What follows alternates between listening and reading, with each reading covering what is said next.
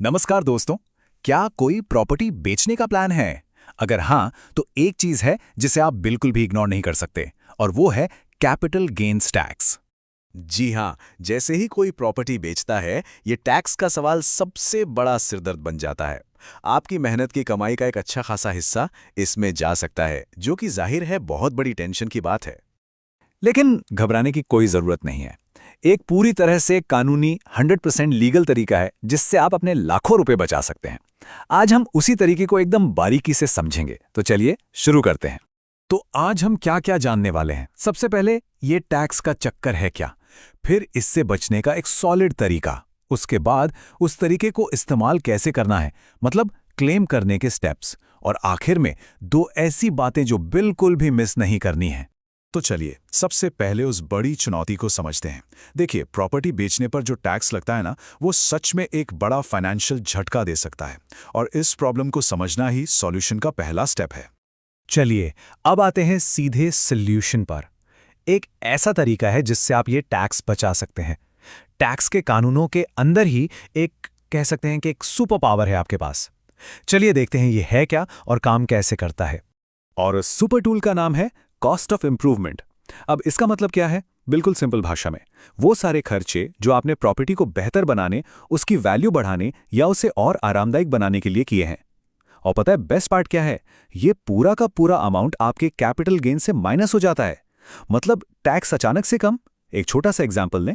मान लीजिए आपको 20 लाख का कैपिटल गेन हुआ और आपने घर में 5 लाख का इंप्रूवमेंट करवाया था, तो आपका टैक्सेबल गेन 20 लाख नहीं बल्कि सिर्फ 15 लाख रह जाएगा। सोचिए, सीधे 5 लाख पर टैक्स बच। तो अब सवाल ये आता है कि भाई कौन से खर्चे इसमें आएंगे? तो सुनिए, जैसे आपने एक आलीशान मॉड्यूलर किचन बनवाया या बाथरूम को पूरा का पूरा नया लुक दे दिया, नई फ्लोरिंग डाली या फिर सीलिंग का काम करवाया या कोई बड़ा सा इंटीरियर डेकोरेशन का प्रोजेक्ट किया, ये सब इसमें क्वालिफाई हो सकता है। लेकिन यहां एक बहुत जरूरी चीज समझनी है, कैपिटल और रेवेन्यू खर्चों का फर्क।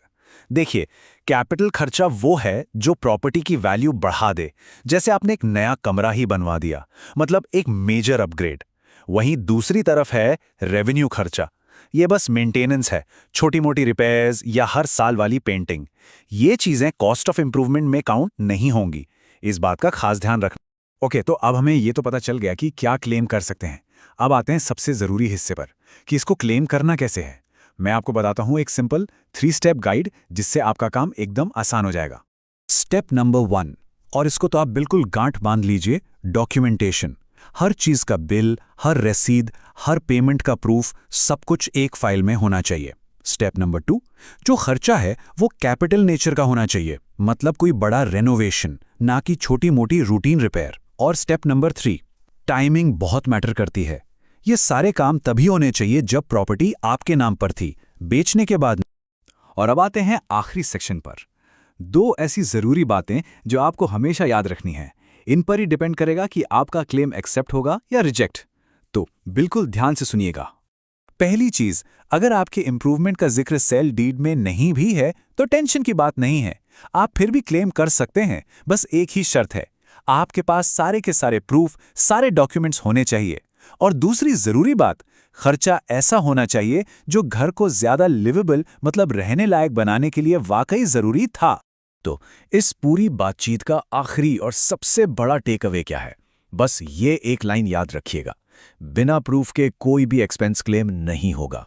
सिंपल, आपके कागज, आपके डॉक्यूमेंट्स ही आपकी सबसे बड़ी ताकत हैं इस मामले में। तो उम्मीद करता हूं कि इस जानकारी से आपकी काफी मदद हुई होगी। और अगर हां, तो आपके लाइक्स, आप जानते हैं, वो मुझे और भी ऐसे जानकारी भरे ब्रेकडाउन बनाने के लिए मोटिवेट करते हैं। तो प्लीज़ इस वीडियो को लाइक ज़रूर कीजिएगा। अगर कोई सवाल है तो कमेंट्स में पूछिए, और इससे उन लोगों के साथ शेयर कीजिए जिनके ये काम आ सकता है।